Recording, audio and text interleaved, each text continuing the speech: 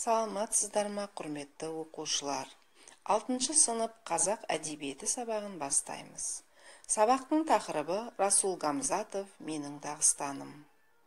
Бүгінгі сабақта сіздермен әдеби шығарма мазмұнымен танысамыз, шығармадағы кейіпкерлерді салыстыра сипаттаймыз.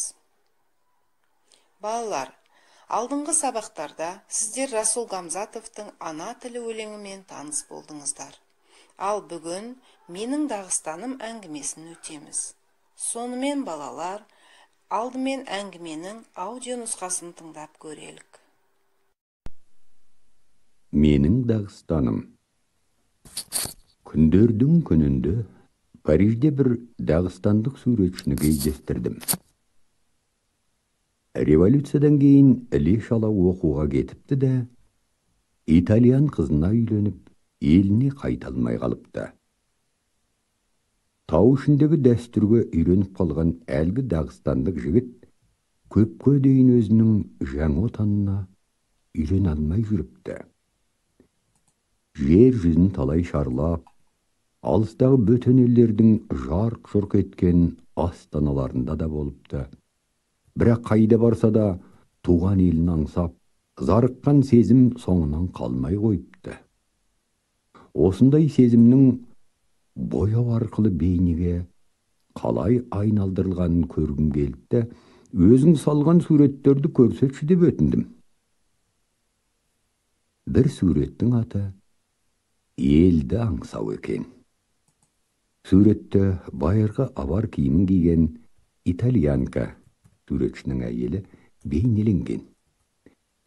Ол тау ішіндегі бұлақтың басында тұр, қолында атақты Вацатлин шеберлерін ақштап жасаған күміс құмыра. Тау баурайында қайғырып тұнжырап тұрған авардың тас ауылы. Ауыл үстінде төніп тұрған таулар бұдан да бетер қайғырып тұнжыраулы. Тау төбесін тұман басқан. Тұман, деді суретші, ол таудың көз жасы. Таудың баурайын тұман басқанда тастың тілім-тілім әжімін бойлап мөлдір тамшағады ғой. Тұман, бұл мен. Екінші суреттен тікенек бұтаның басында отырған құсты көрдім. Ал бұта болса, жалаңаш тасты қақ жарып шығып өсіп тұр. Құс сайрап тұр да, оған өз үйінің терезесінен қайғылы бір тау қызы қарап тұр. Менің суретке назар аударғаным байқап қалды да, бұл аварлардың көне аңызының желісі бойынша салынған сурет деп түсіндірді суретші. Қандай аңыз бойынша? Құсты ұстап ап, торға қамап қойыпты. Торға түскен құс күні түні бірдей елім, елім, елім, елім деп қақсай беріпті. Соңғы жылдар бойы тап осылай қақсап жүрген мен сияқты. Міне балалар, біз әңгіменің мазмұнымен танысып шықтық. Балалар, әңгіме ұнады ма? Олай болса, бірінші тапсырманы орындауға кірісейік. Әңгіме мазмұнын негізге алып, дұрыс, бұрыс кестесін толтырыңыздар. Үзінділер. Автор суретшіні Францияда кездестірді. Суретші жас кезінде Германияға оқуға кетеді. Авар киімін киген итальян әйелі бейнеленген сурет сағыныш деп аталады екен. Тұман, деді суретші, көздің жасы. Торға түскен құс күні түні елім, елім, елім деп қақсай беріпті. Мен жақында туған ауылыма құстай ұшып барамын, деді суретші. Олар бір-бірімен аварша сөйлесті. Менің ұлым баяғыда өліп қалған. Менің ұлым өзім үйреткен.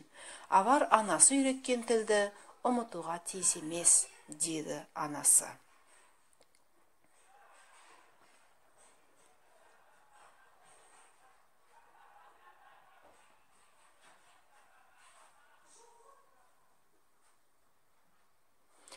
Балалар, Тапсырманы орындап болсаңыздар, өз жауаптарыңызды салыстырып көріңіздер.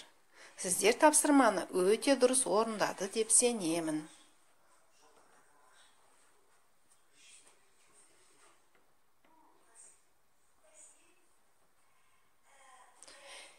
Енді екінші тапсырмаға көшейік, балалар.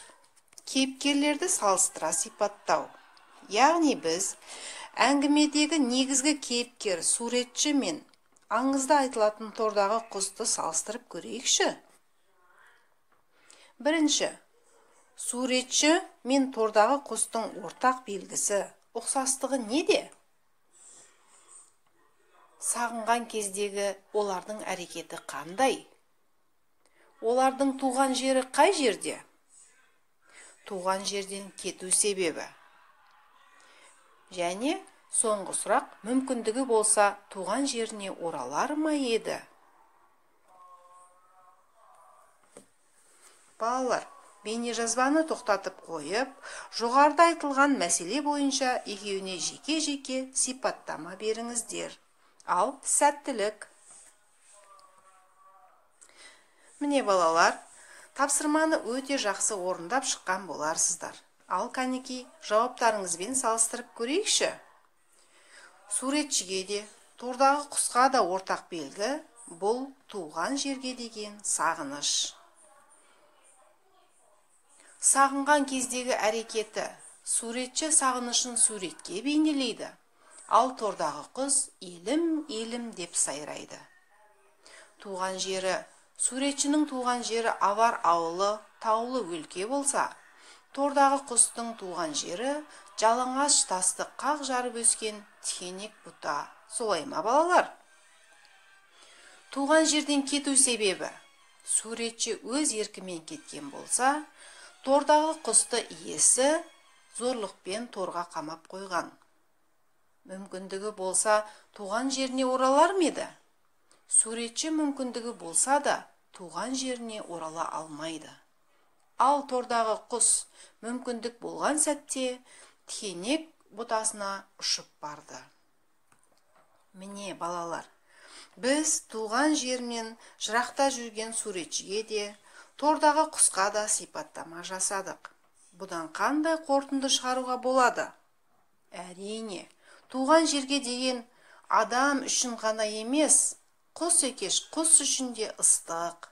Демек, туған жеріміз асыл қазынамыз, өлшеусіз байлығымыз екенін еш ұмытпайық, балалар. Расул Гамзатовтың «Менің Дағыстаным» әңгімесін оқығаннан кейін, оған тағы да көзіміз жетті. Иә, балалар, қайда жүрсек те, кіммен жүрсек те, өз отанымызды, туған жерімізді ешқашан ұмытпайық. Осымен бүгінгі сабағымыз аяқталды.